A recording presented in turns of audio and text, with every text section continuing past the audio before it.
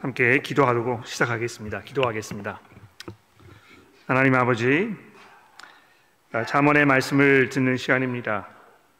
어리석고 무지한 저희들의 마음을 일깨워 주셔서 주의 말씀에 경청하게 하시고 또 하나님을 경외하며 두려운 마음으로 저의 삶을 살아가는 데 있어 필요한 하늘의 지혜를 저희들에게 주시기를 간절히 기도하며 특별히 오늘 이 시간에 이 재물의 문제에 관해서 살펴보려고 하오니 저희들의 마음을 돌아보며 우리 마음속 깊은 곳에 자리하고 있는 것들이 하나님의 말씀 아래 드러나며 우리가 그것들을 주 앞에 솔직하게 내려놓고 주의 용서를 구하며 또 새로운 인도를 구하는 겸손의 시간이 되게 도와주시기를 예수 그리스도의 이름으로 간절히 기도합니다. 아멘. 자, 잠언의 말씀을 살펴보는 5번째 시간입니다. 지난주부터 이제 삶에서 겪게 되는 여러 가지 구체적인 그 이슈들을 몇 가지 선별을 해서 그것들에 대해서 하나님께서 이 잠언을 통해서 뭘 말씀하고 계시는지를 살펴보는 이런 시간을 가지고 있는데, 오늘 아침에 이 부요함, 재산 이 문제를 좀 집중해서 살펴보려고 합니다. 살면서 이 문제만큼 지혜가 많이 필요한 그런 문제가 또 있을까 이 생각될 정도로 재산과 관련된 이 문제는 매우 복잡하고 또 어려운 문제입니다. 주중에 제가 교우 여러분들께서 이 문제와 관련해서 마음속에 품고 계실 수 있는 질문들이 어떤 것이 있을까 이런 걸 좀 생각을 해봤습니다. 이것이 정말 삶에 필요한 것인지 아니면 쓸데없는 욕심 때문에 가지고 싶어하는 것인지 내가 잘 구분할 수 있을까? 자녀들을 보살피고 교육시키는 문제는 항상 마음속에 자녀에 대한 사랑과 기대, 또 미래에 대한 염려와 또 다른 집 자녀들과 이 비교, 경쟁 심리 등이 번복이 되어 있는데요. 과연 이 교육비 또는 특별 활동비 이 모든 것들은 이 전체 지출의 몇 %나 할애하는 것이 마땅한 것인가? 내가 내린 이 결정들은 자녀들에 대한 이 합리적인 사랑의 표현인가? 아니면 뒤쳐서 평생 따라잡을 수 없다는 어떤 그 불안감에서 오는 그런 그 선택은 아닌가? 나의 미래를 준비하고 안정된 노후를 준비하는 것이 얼마나 중요하게 여겨야 되는 것인가? 혹시 이 면에서 나는 나를 보살피고 계시는 이 하나님의 사랑을 신뢰하지 못하고 노후는 내 스스로 준비해야 하는 것이라는 생각에 사로잡혀 있는 것은 아닌가? 지금 현재 내 주변에 일어나고 있는 여러 가지 일들이나 알고 지내는 사람들의 이 필요를 내가 알게 되었을 때에 그들을 위해서 어느 정도까지 베풀어야 내가 그리스도인답게 행동하는 것인가? 늘 재산의 문제를 생각할 때마다 통장의 이 잔고를 보면서 밀려오는 어떤 그 초라함, 패배감, 무기력함, 불안감, 염려 이런 것들을 겪으면서 나의 믿음이 얼마나 연약한가, 내 믿음은 과연 이것밖에 되지 않는 것인가 하는 죄책감으로부터 나는 해결될 수 있는가? 이런 문제들 다 생각해 보기에는 사실 오늘 아침에 주어진 시간이 너무 짧습니다. 더군다나 교우 여러분들께서 처해 계신 상황이나 형편이 모두 다 제각각이기 때문에 비록 이렇게 비슷한 질문으로 고민하고 계신다고 해도 아마 그 문제를 접근하는 그 방법이나 또 해결하는 그 해답도 제각각일 수 있을 것입니다. 그래서 제가 주중에 이 설교를 준비하면서 마치 이 부상을 당한 다리를 가지고 넘어야 할 태산을 눈앞에 둔 것 같은 그런 느낌을 받았습니다. 이 설교를 통해서 해결되지 않은 문제들이 굉장히 많이 남아 있을 것 같은데요. 그래서 오늘은 이 설교 시간 후에 약간 그 질문 시간을 간단히 가져보려고 합니다. 몇 번 해보니까 이 질문을 문자로 이렇게 하시는 것이 훨씬 편하신 것 같아서 오늘도 이제 그 방법을 사용해 보도록 하겠습니다. 제 그 카톡을 가지고 계시니까 질문이 있으시면 설교를 들으시는 도중이라도 질문 떠오르시는 대로 보내주시면 제가 거기에서 한 2-3 가지 정도 질문 선별을 해서 다루어 보도록 그렇게 하겠습니다. 이 삶에서 겪는 문제들을 지혜롭게 풀어가기 위해서 잠언은 이 2가지 굉장히 중요한 이 구절들을 우리에게 제시해주고 있습니다.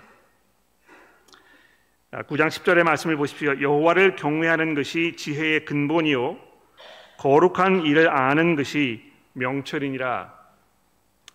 또 잠언 3장 3절의 말씀을 보십시오. 인자와 진리가, 여기 이제 그 진리라는 건 신실함이라고 제가 설명을 드렸었는데, 인자와 신실함이 내게서 떠나게 하지 말고 그것을 내 목에 매며 내 마음판에 새기라. 그리하면 내가 하나님과 사람 앞에서 은총과 귀중히 여김을 받으리라.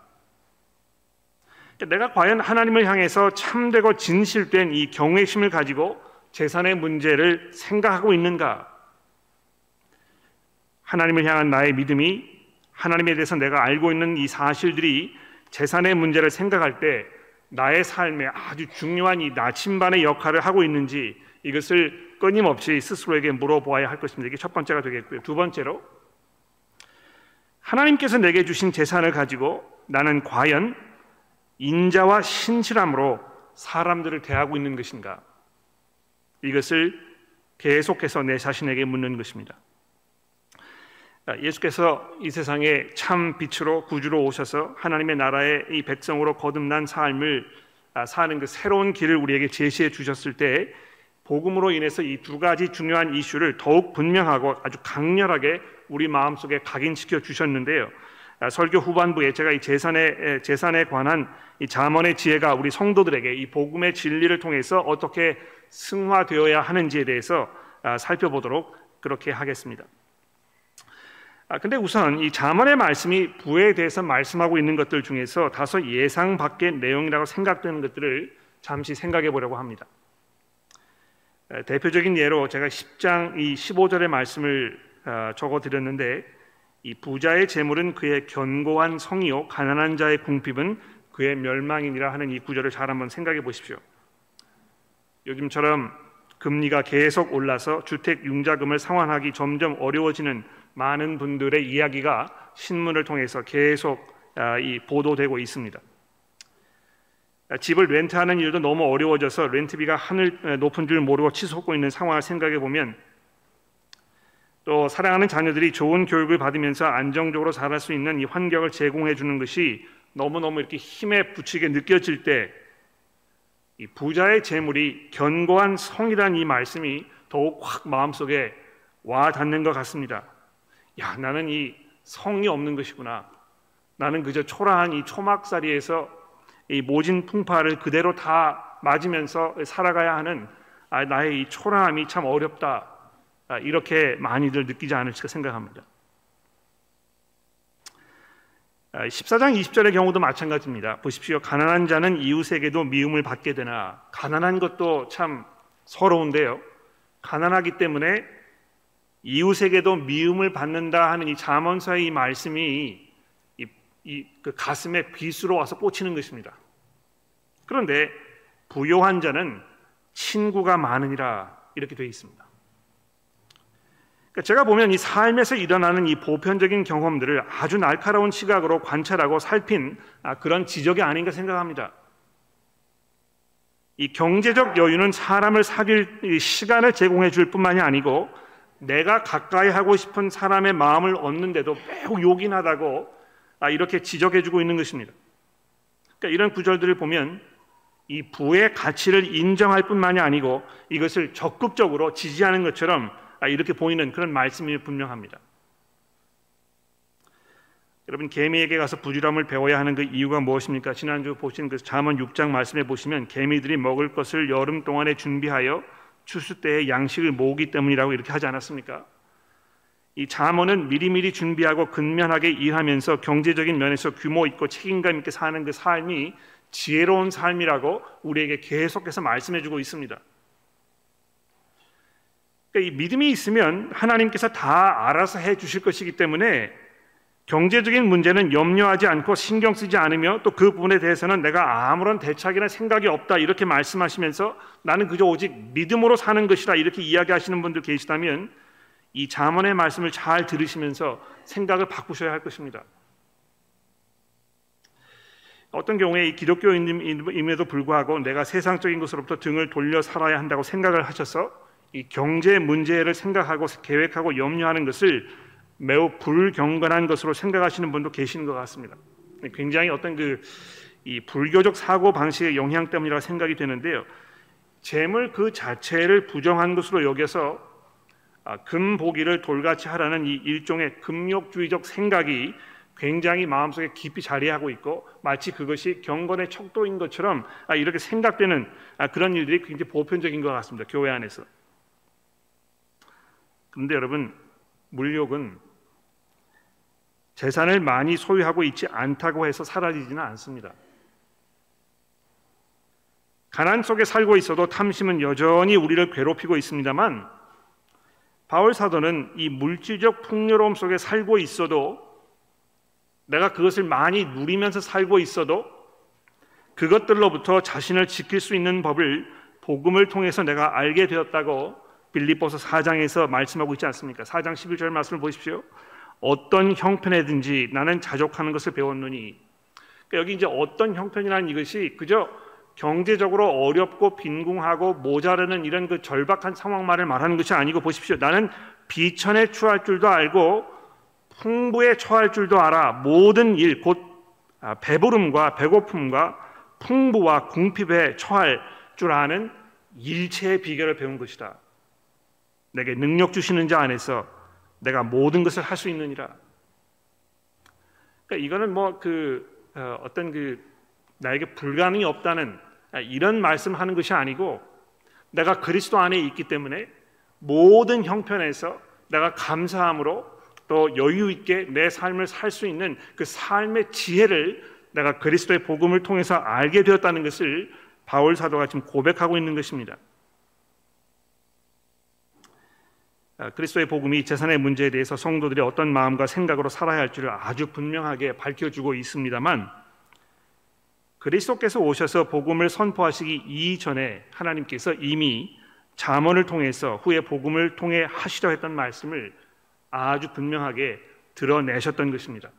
그래서 예수께서 또 신약 성경에서 우리에게 이 재산의 문제에 대해서 말씀하신 것들을 살펴보기 이전에 먼저 구약시대의 사람들이 이 말씀을 어떻게 이해했는지에 대해서 살펴보면서 그리스도께서 오셔서 이 구약의 말씀을 어떻게 완성시키셨는지에 대해서 우리가 생각해 보도록 하겠습니다. 잠언은 곳곳에서 물질적 풍요로움이 겉으로는 아주 화려해 보이지만 속은 텅 빈 삶 속으로 우리를 몰아갈 수 있다는 것에 대해서 아주 적나라하게 드러내주고 있습니다. 그러니까 한편으로는 그 부유함의 가치와 그 혜택에 대해서 매우 긍정적으로 평가하고 있습니다만 동시에 추가로 다른 한쪽으로 기울지 않게 하기 위해서 너무 이쪽으로 치우치지 않도록 하기 위해서 이 물질적 풍요로움의 또 다른 실상을 드러내주고 있는 것입니다. 제가 이제 주보 2번에 기만으로 치장된 부의 실상이라 이제 이렇게 적어드렸는데요. 기만이란 말이 무슨 말입니까? 이 남을 속여 넘기는 걸 말하지 않습니까? 그렇죠? 이 물질적 풍요로움은 마치 어리석은 남자를 성적으로 유혹하기 위해서 화려하게 꾸미고 시선을 자극하는 모습으로 다가오는 음란한 여인과 같다고 잠언이 경고하고 있는 것입니다. 그 유혹이 얼마나 강렬한지 마치 불륜을 저지른 이들이 자신의 감정과 몸을 절제하지 못한 채 물불을 가리지 아니하고 그 파멸 속으로 뛰어드는 것처럼 물질적 풍요로움을 쟁취하기 위해서 사람들이 수단과 방법을 가리지 않는 지경으로 뛰어들게 만든다고, 사람을 아주 무모하게 만든다고 지적하고 있는 것입니다. 제가 주중에 몇 세워주기 그룹을 방문했었는데 그 그룹에 계시는 분들에게 제가 그렇게 말씀을 드렸습니다. 우리가 이 문제를 생각할 때 있어서 너무 과소평가, 이 문제의 심각성을 축소시키는 것이 아닌가, 이런 염려가 있다고 말씀을 드렸습니다. 수단과 방법을 가리지 아니하고 내가 부자가 되려는 사람의 그 이야기는 나와는 상관이 없는 다른 사람의 이야기처럼 이렇게 들릴 수 있다는 것입니다. 나는 그렇지 않는다고. 내가 뭐 욕심이 약간 있기는 하지만 그렇다고 해서 내가 수단과 방법을 가리지 아니하고 그거를 쟁취하려는 그런 마음으로 살고 있지 않는다, 이렇게 많은 분들이 생각하고 있다는 것입니다. 그런데 이 다음과 같은 잠언의 말씀을 주목해 보십시오.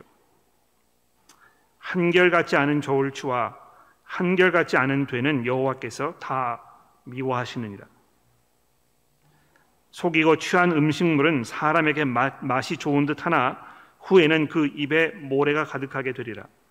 이익을 얻으려고 가난한 자를 학대하는 자와 부자에게 주는 자는 가난하여질 뿐이니라. 중한 별리로 자기 재산을 늘리는 것은 가난한 사람을 불쌍히 여기는 자를 위해 그 재산을 저축하는 것이니라. 부모의 물건을 도둑질하고도 죄가 아니라 하는 자는 멸망받는 자의 동륜이라. 욕심이 많은 자는 다툼을 일으키나 여호와를 의지하는 자는 풍족하게 되느니라.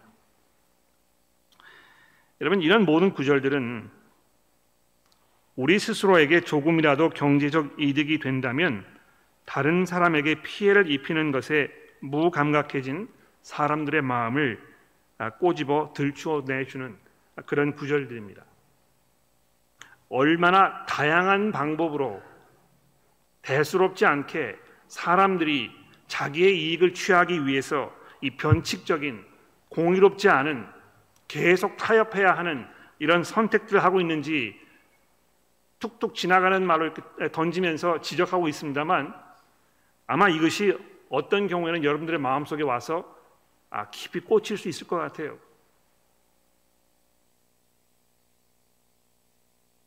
부모의 물건을 도둑질하고도 죄가 아니라 하는 사람들이 있다, 이제 이렇게 이 28장 24절 말씀이 이야기하고 있는데요. 요즘에 그 연세 드신 분들께서 이 온라인이나 뭐 이런 것으로 이제 뱅킹하기가 굉장히 어려우시고 자유롭게 경제 활동하는 것이 어려워졌기 때문에 자식들에게 통장을 다 맡기시고 뭐 이 그 필요한 것들을 자식으로부터 이렇게 얻어 쓰시는 그런 어르신들이 점점 많이 생기시는 것 같아요. 그러니까 이런 걸 이제 악용해 가지고 부모들이 부모가 뭐 아무것도 모르시니까 그냥 자기 마음대로 통장에서 필요한 것들 갖다 쓰고 뭐 이렇게 하는 이런 일들이 비일비재하다는 이야기를 제가 어느 분으로부터 들었습니다.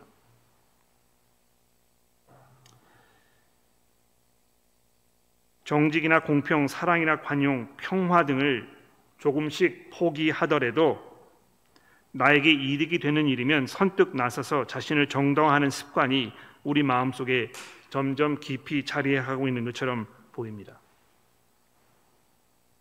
정직하게 사는 것, 공평하게 사는 것, 필요한 사람들에게 사랑과 관용을 베푸는 것, 내가 조금 경제적인 그 피해를 입더라도 내가 이 형제와 이 평화의 관계를 유지하기 위해서 그 손해를 감수하려는 이런 그 평화의 삶의 방법, 이런 것들을 지키면서 사는 것이 마치 나를 낙오자로 만드는 것처럼 생각되는 이런 그 사고 방식이 우리 마음속에 점점 깊이 자리해 가고 있다는 것입니다. 언제부턴가 이 경제적 성장과 발전이 국가의 최고의 가치 기준이 되었습니다. 기업에 투자한 주식가들이 매년 작년보다 더 많은 보상금을 기대하면서 경영인들을 얼마나 끊임없이 압박하는 그런 사회 분위기가 조성되고 있습니까? 저성장, 고금리, 고령화 등으로 인한 이 경제적 위기감이 더 이상 남의 이야기가 아니고 날로 줄어드는 내 통장의 잔액으로 이 피부로 와닿는 이런 시대에 살고 있다는 것입니다. 그런데 이럴 때일수록 사람들이 어떻게 합니까? 일반 사람들은요, 이 한탕주의, 이거의 절정인 뭐 주식이나 복권, 도박 등에 점점 더 몰두하게 되는 것입니다. 이런 것들이 나를 위해 남을 희생할 수 있다는 그런 그 원칙에 근거한 것임에도 불구하고 거기에 점점 무감각해지면서 다른 사람들도 다 그렇게 하는 것이라고 스스로를 정당화시키는 이런 데 매우 익숙해 있지 않습니까? 정직보다는 약간의 이득을 보는 그 짜릿함, 내 것이 아닌 것을 불이한 방법으로 취했을 때 느끼는 그 승리감 내지는 그 뿌듯함, 이 모든 것들은 기만으로 치장한 이 부의 현란한 유혹에 술 취한 듯 빠져 들어가는 우리 모습을 아주 적나라하게 보여주고 있는 것입니다. 제가 바쁘다는 핑계로 2년 동안 세금 신고를 못했습니다. 근데 이 세금 이런 문제를 도와주시는 회계사님께서 두 주 전에 이메일을 보내셨어요. 어떻게 된 거냐고, 목사님인데 이러시면 되겠냐고. 그래서 제가 허겁지겁 세금 신고를 하기 위해서 영수증 뭐 이런 거 다 긁어 모아가지고 이걸 이제 쭉 살펴보면서 이게 내가 클레임을 해야 되는 것이냐 아닌지에 대해서 불분명하니까 일단은 다 집어넣고 보자. 아니면 그만이고 되면 얼마나 좋겠는가, 이런 생각이 계속 드는 것입니다. 마음속에는 어떤 것이 정의인가, 어떤 것이 하나님을 경외하는 삶의 모습인가, 이 문제로 고민하는 것이 아니고 어떻게 하면 내가 5불이라도 10불이라도 더 돌려받을 것인가, 이 문제로 계속 고민하는 것입니다. 집사람의 부탁을 받고 그 쇼핑센터에 가서 물건을 샀는데요, 12불짜리가 2불짜리로 찍혔습니다. 나중에 알게 된 것인데 얼마나 통쾌했는지 몰라요. 그런데 그 통쾌함이 오래가지 아니하고 양심의 가책으로 계속 다가오는 것입니다. 그래도 복음을 듣고 자문의 말씀을 읽으면서 어떻게 사는 것이 참으로 행복한 삶을 사는 것인가, 이런 것을 알았을기에 망정이지, 그렇지 않았으면 그저 그 얼마 되지 않는 그 이익을 마치 큰 뭘 획득한 것처럼 기쁘게 여기면서 아무런 양심의 문제 없이 그냥 지나가 버렸을 수도 모르겠습니다. 그러나 잠언의 말씀은 분명히 우리에게 정금보다 더 나은 선택이 있다는 것을 계속해서 말씀해 줍니다. 재산을 많이 끌어모으는 것보다 더 중요한 것이 있다는 것입니다.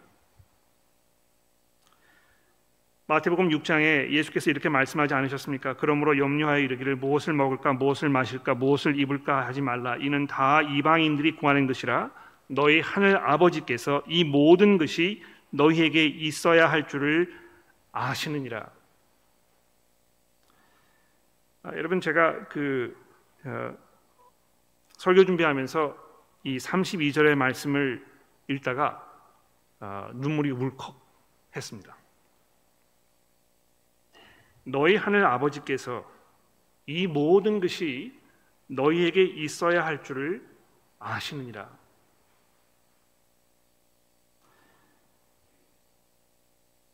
아마 이 말씀 때문에 내가 아무리 기도해도 내게 주어지지 않은 것은 내게 필요하지 않은 것임이 분명합니다. 우리를 사랑하시고 아끼시는, 그래서 그 아들을 우리에게 주시기를 마다하지 않으셨던 그 하나님께서 우리가 이 땅에서 성도로 살아가는 데 있어서 필요한 그것을 주지 않으실 리가 없습니다. 그렇지 않습니까?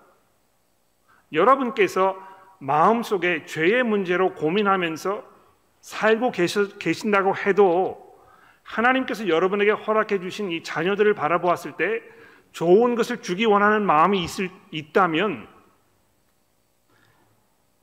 너희 하늘의 아버지께서 너희를 위해서 너희에게 정말 필요하고 중요한 것들을 주시지 않겠느냐 하는 이 예수님의 말씀이 얼마나 놀라운 것인지 모릅니다. 그러면서 예수께서 결론을 지어 말씀하시기를 그런즉 너희는 먼저 그의 나라와 그의 의를 구하라. 근데 예수께서 이 말씀을 이렇게 하시기 이미 오래전에 잠언의 말씀이 이렇게 우리에게 말씀합니다. 가산이 적어도 여호와를 경외하는 것이 크게 부하고 번뇌하는 것보다 나으니라. 채소를 먹으며 서로 사랑하는 것이 살찐소를 먹으며 서로 미워하는 것보다 나으니라. 여러분, 이런 말씀들은 우리가 경험을 통해서 뼈저리게 알고 있는 사실입니다. 가족 간의 불화가 얼마나 고통스럽고 슬픈 일인지 아무리 재산이 많다고 해도 그것이 참 행복을 주지 않는다는 이 사실을 우리가 잘 알고 있을 뿐만이 아니고요, 재물이 많다고 해서 가정에 있는 이 불화가 사라지지 아니하고 더 나아가서는 이 재물의 문제 때문에 가족 간에 불화가 생기는 일들이 얼마나 비일비재한지에 대해서 생각해 보면 우리의 삶을 하나님을 향한 그 공경의 마음으로 정의와 공평과 평화와 사랑으로 채우는 이 일이 얼마나 복된 것인지를 우리가 새삼 깨닫게 되는 것입니다.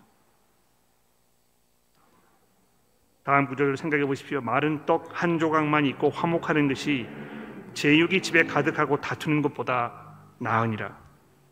가난하여도 성실하게 행하는 자는 입술이 패역하고 미련한 자보다 나으니라. 많은 재물보다 명예를 택할 것이요 은이나 금보다 은총을 더욱 택할 것이니라. 가난하여도 성실하게 행하는 자는 부유하면서 굳게 행하는 자보다 나으니라.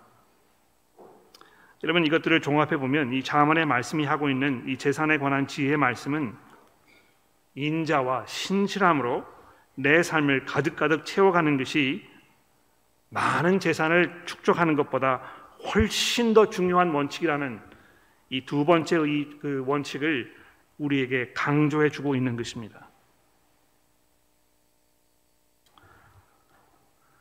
오늘 아침에 봉독된 마태복음의 말씀을 여러분 생각해 보십시오. 내가 과연 무엇을 우선순위로 생각하며 살고 있는가? 무엇이 정말 중요한 것인가? 아마 이것을 잘 판단하여 내게 주어져 있는 어떤 그 한정적인 경제적 그 리소스를 어디다 잘 이렇게 분배할 것인가를 생각해낼 수 있는 이것이 아마 삶의 지혜가 아닌가 생각이 되는데요. 아마 그 문제를 생각하는 데 있어서 이 복음이 우리에게 던져준 가장 중요한 어떤 그 원칙 중에 하나라면 새 하늘과 새 땅이 오게 될 날이 있다는 것입니다.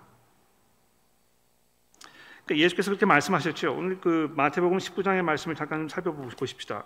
여기 보시면 예수께서 이렇게 말씀하셨습니다. 예수께서 이르시되 내가 진실로 너희에게 이르노니 세상이 새롭게 되어 인자가 자기의 영광으로 보좌에 앉을 때에 나를 따르는 너희도 12 보좌에 앉아 이스라엘 12지파를 심판하리라. 내 이름을 위하여 집이나 형제나 자매나 부모나 자식이나 전토를 벌인 자마다 여러 배를 받고 또 영생을 상속하리라.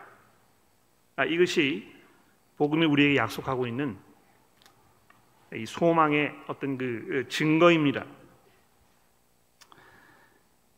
우리가 너무 이 근시적인 안목을 가지고 있기 때문에 마치 이 세상에서 81평생 사는 동안에 누려야 할 모든 것들이 내 존재의 모든 것이라고 이렇게 착각하며 살 때가 얼마나 많이 있는지 모릅니다.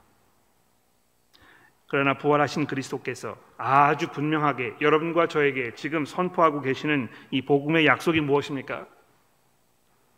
우리의 삶이 이 세상에서 다 마감되었을 때에 새 하늘과 새 땅이 우리 앞에 약속되어 있고 바로 거기에서 우리가 이 미처 생각해보지 못했던 영원한 하나님의 그 영광의 나라의 상속자로서의 새로운 삶을 살게 될 것이라고 우리에게 말씀해주고 있다는 것입니다. 그러므로 여러분과 제가 해야 할 일은 그분을 만났을 때 우리가 참으로 그분에게 착하고 충성된 종이라고 칭찬받는 삶을 살기 위하여 우리의 시간과 우리의 노력과 우리의 재물과 우리의 모든 것들을 다 헌신해야 할 것입니다. 같은 말씀을 오늘 잠언서 11장 4절 말씀이 이야기하고 있는데 이 분노의 날에는 재물이 아무런 소용이 없다고 오직 죽음에서 우리를 건지는 것은 공의라고 11장 4절 말씀이 이야기하고 있습니다. 이 말씀이 예수께서 이 마태복음 20장에서 하셨던 그 말씀과 전혀 다르지 않습니다. 그렇죠? 아마 이 문제를 생각하면서 제가 어떤 말씀을 결론적으로 드리는 것이 여러분들의 마음속에 생각을 정리하는 데 좀 도움될까 생각을 해봤습니다.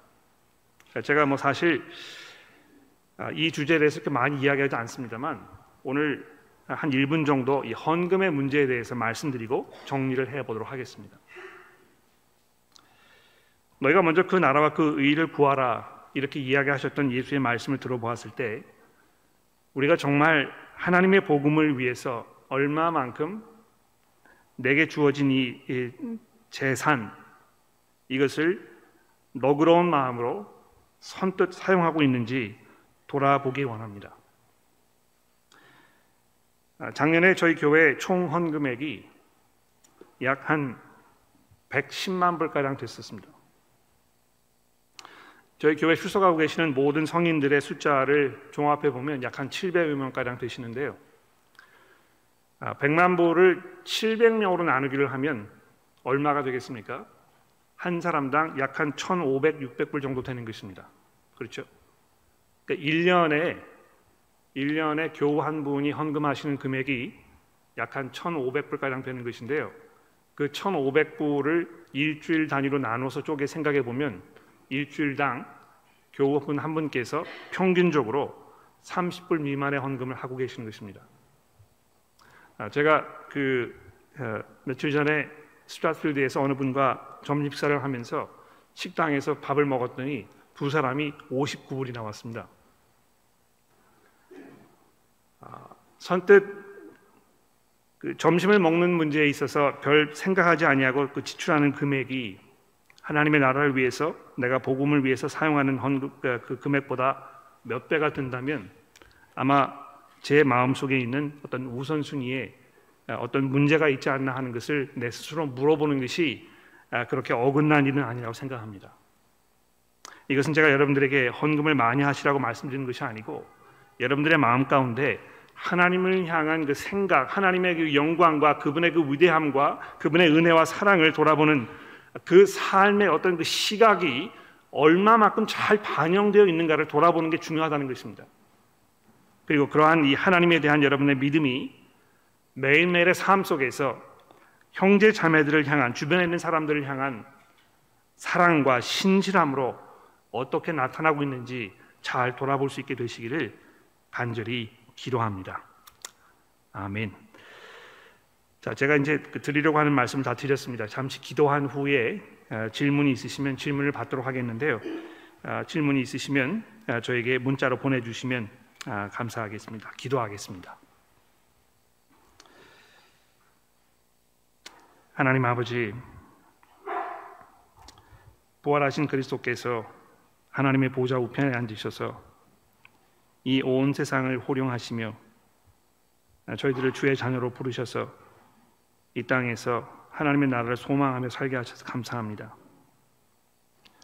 저희들에게 주어진 이 새로운 삶이 그저 추상적이고 또 우리 마음속에 피부로 느껴지지 않는 그런 것으로 남아있지 않도록 도와주시고, 매일매일 우리가 이것을 갈급한 마음으로 기다리며 찾으며 그것에 모든 것들을 맞추어서 지금 현재의 삶을 조정해 갈 수 있는 믿음과 지혜를 저희들에게 허락하여 주옵소서.